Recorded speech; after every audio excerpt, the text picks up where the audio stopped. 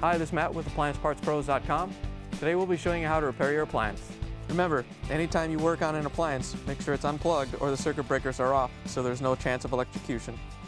In this video, we're going to show you how to change out the Samsung dryer drive motor. It's going to be a very easy repair and should only take a few minutes to show you how to do it. If you already have one of these, great. If not, you can click on the link below or get it at AppliancePartsPros.com. When you open up the package, you're going to get the new drive motor.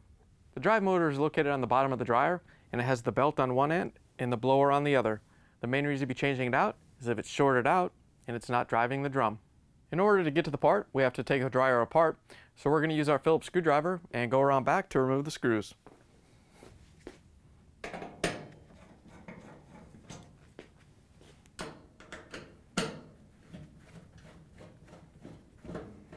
Now that we have the screws out, we can remove the top. All you have to do is pull the top back so a couple inches so it gets free of the brackets, and then you can lift it off and set it aside. Now that we have the top off, we can take the control panel off. There's a few locking tabs across the back. We're going to lift up on them to release them and then lift the panel forward. Once you have the control panel released, we can pull it out a little bit so we can disconnect the wire harness. All you have to do is press on this locking tab and pull the two ends apart. Once you have it disconnected, we can set the control panel aside. We can open up the dryer door, and we need to remove these two screws at the bottom. We're going to use our Phillips screwdriver to take them out.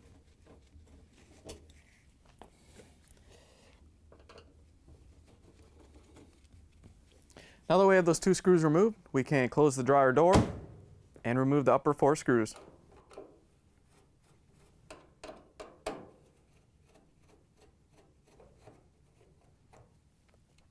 Once you have the four screws out, we can take the front panel off. You may have to open up the door and lift the front panel a little bit so it comes off these two little locking tabs. Once you have those free, you can let it drop down a little bit. We can close the door again and drop it down enough so we can disconnect the wire harness for the door switch. There's no locking tab or anything on this one, so all you have to do is pull it off and let it set out of the way. Once you have that disconnected, we can lift the front panel off the three mounting brackets on the bottom. With the front panel off, now we can remove this panel that holds the control panel. We're going to use our Phillips screwdriver and take the screws out.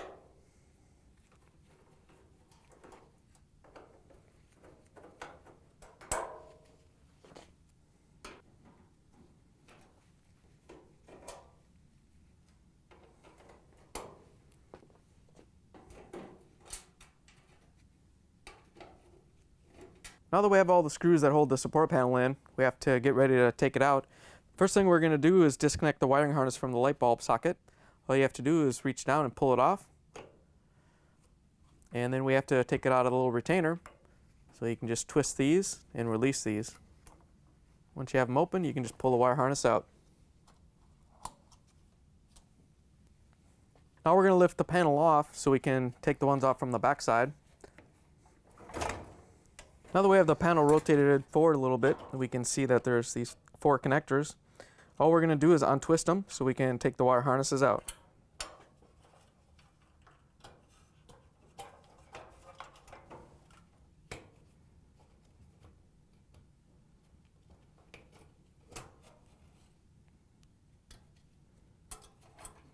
Once you have all of them disconnected, we can pull the front panel off. And then we're going to take the wire harness and drape it over the side of the machine so it's out of the way. In order to remove the bulkhead on the bottom of the dryer, we have to remove this one screw with the Phillips screwdriver from the blower housing. And then we have to disconnect the wire harness connector for the moisture sensor. And that's on the other side. All you have to do is press this locking tab and separate the two connectors. Once you have those disconnected, we're going to use our Phillips screwdriver to remove these four screws that hold the bulkhead to the cabinet.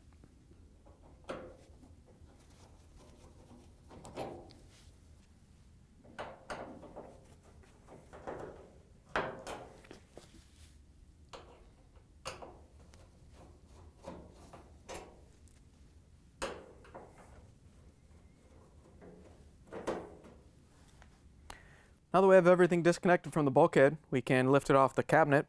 There's a tab on each bracket that we have to lift up and pull out.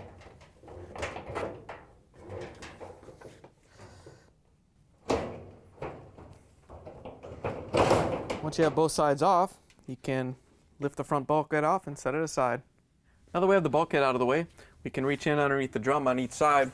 We're going to grab the idler pulley and pull it towards the outside of the dryer and release the tension on the belt so we can take it off the pulleys. Now that we have the belt taken off the pulleys, we can use it to guide the drum assembly out of the dryer. All you have to do is lift up on it so we can guide the drum through these little cutouts.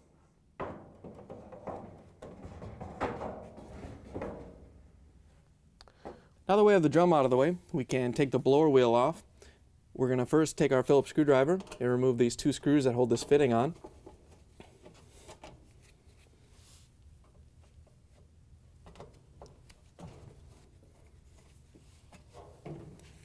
Once you have the screws out, you can just pull the fitting off and set it aside. To take the blower wheel off, we're going to take a big wrench. It's actually a 22 millimeter, but we have a 7/8 that'll work too. And we're going to hold the motor pulley on the back side so we can hold the motor while we break the nut free. Once you have that in place, we can use our 14 millimeter socket and we're going to remove the nut. It is reverse threads, so we're going to go clockwise to take it off. Once you have the nut loose, we can just turn it by hand.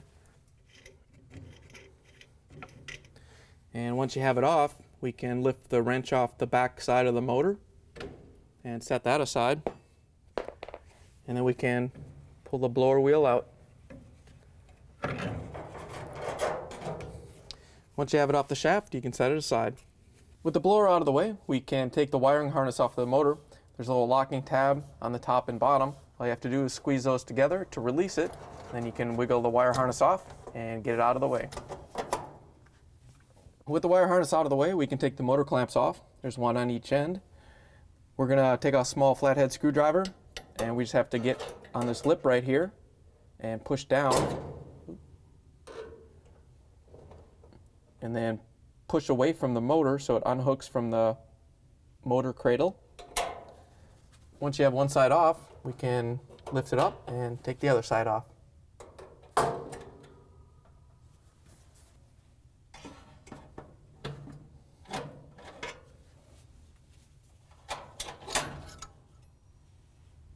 With the clamps off the motor, we can lift it out of the motor mount.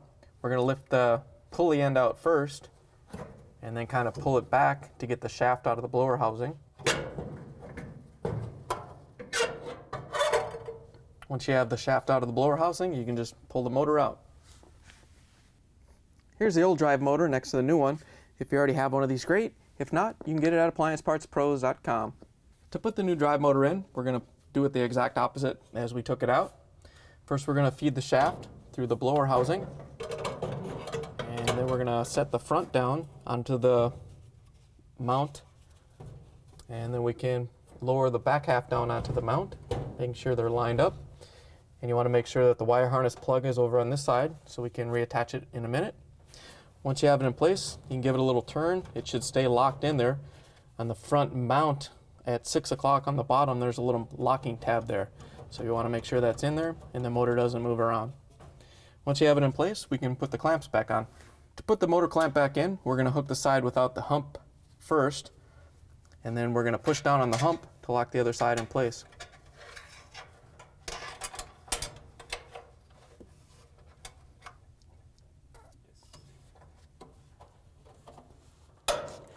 Once you hear the motor clamp snap into place, we can put the other one on.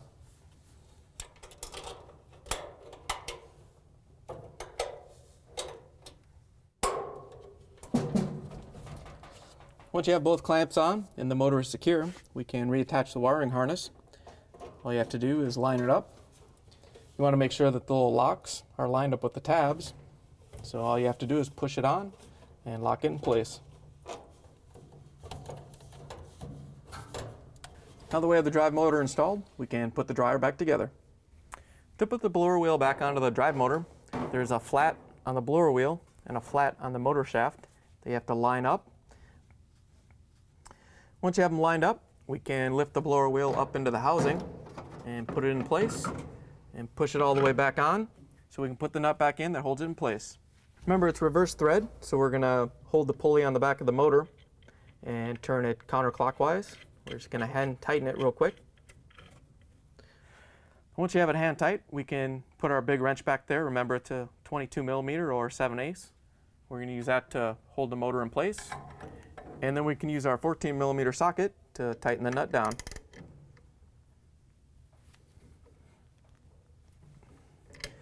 Once you have it tightened down, you can pull the wrench and the socket out, and then we can put the fitting back on. To put the fitting back in, we're going to make sure that this little notch goes at the bottom and that this little locator pin goes right in that hole. And then we can line up the screw holes and put the screws back in. Once you have that lined up and held in place, we can use our Phillips screwdriver to put the screws back in.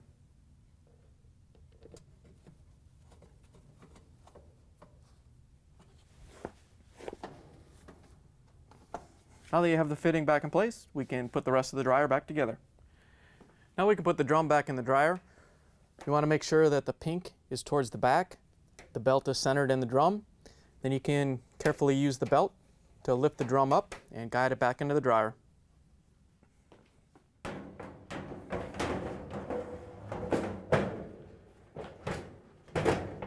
Once you have the drum on the rear rollers, you can set it down and let the belt go.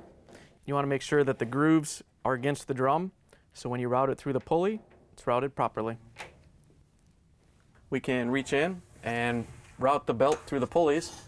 Same thing as before, we're going to grab the idler pulley and pull it over towards the outside of the machine. Then we can make a loop with the belt and put it around the pulleys. Now we can put the front bulkhead back on. We're going to hook in these two tabs on the left side of the dryer. Once you have those in, you may have to lift up on the drum a little bit so the drum goes over the rollers. Once you have it in place, we can lift up the tabs on the other side and put them in. Now that we have the bulkhead back in place, we can use our Phillips screwdriver to put the screws in.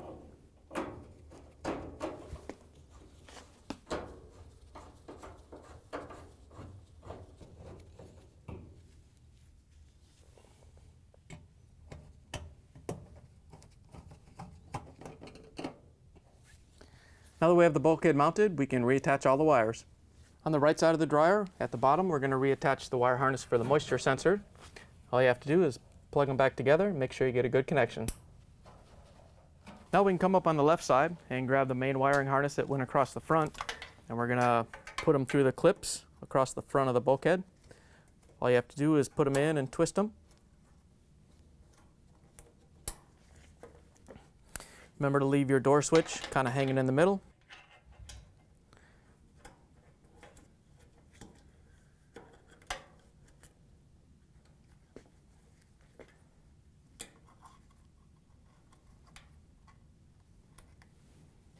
Once you have that in place, we can reconnect the wire harness to the light socket.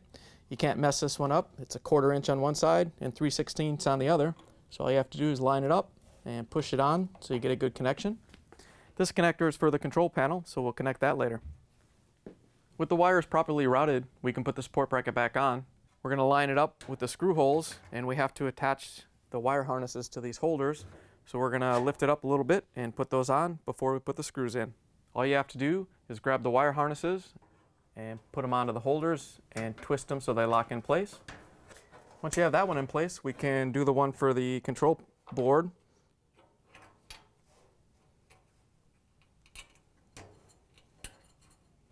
And then you want to make sure that this little connector goes out to the front so we can reconnect it in a minute.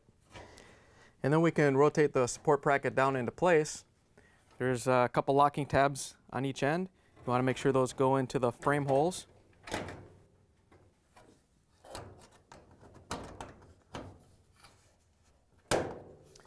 Once you have it in, we can go around with our Phillips screwdriver and put the screws in.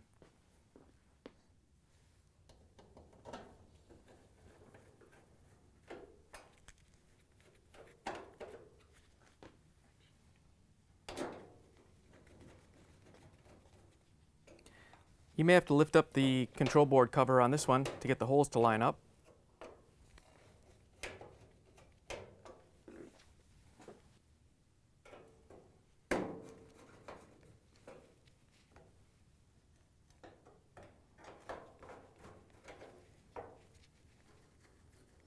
With the support bracket back in place, we can put the front panel on.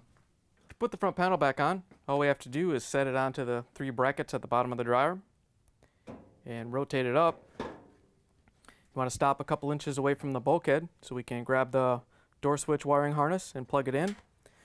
There's no locking tab or anything on this one, but make sure that this little notch here lines up with that notch. And all you have to do is push it together to get a good connection. And then we can push the panel up the rest of the way. And you want to push it up so these locking tabs hold it in place.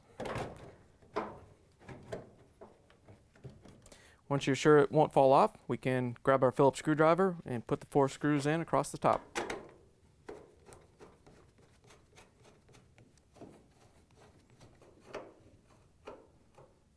Now that we have the top of the panel secure, we can open up the door and replace the 2 screws that hold the front panel onto the lint filter housing. Once you have those 2 in, we can close the dryer door, and then we can put the control panel back on.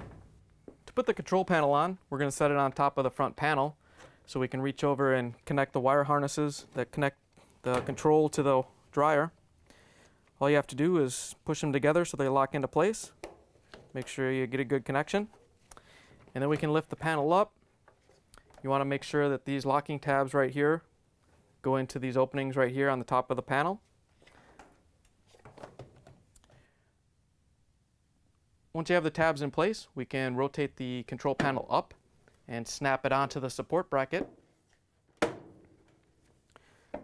Once you have it in place and it's secure, we can put the top back on.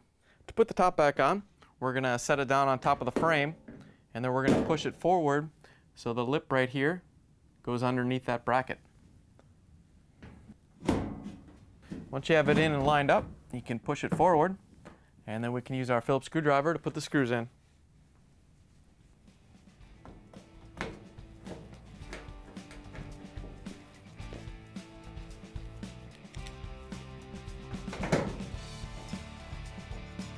Now that we have the top back on, we can plug the dryer back in and take it for a spin. Thanks for joining us for another successful repair brought to you by AppliancePartsPros.com. Check out our other repair videos on our site, Facebook, and YouTube.